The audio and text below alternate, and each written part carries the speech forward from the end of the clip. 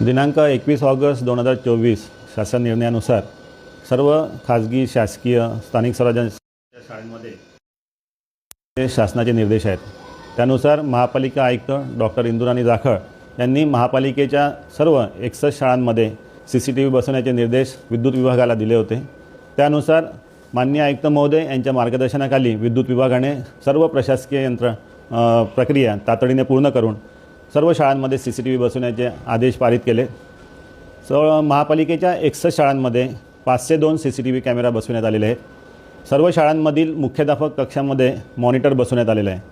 शासन निर्णयानुसार मुख्याध्यापकांना ही जबाबदारी देण्यात आलेली आहे की त्यांनी आठवड्यातून किमान 3दा CCTV फुटेज तपासणे आवश्यक आहे आणि त्या CCTV फुटेजमध्ये काही आक्षेपार्ह बाबी त्यांना आढळल्या आहेत तर त्या जवळचे जे पोलीस स्टेशन असेल त्या पोलीस स्टेशनला त्यांनी रिपोर्ट करणे आवश्यक आहे। यामुळे CCTV यंत्रणा लावल्यामुळे सर्व शाळांची सुरक्षितता वाढलेली आहे आणि मला वाटतं कल्याण डोंबिवली महानगरपालिकेने यात प्राधान्य देऊन सर्व शाळांमध्ये CCTV बसवण्यात आले।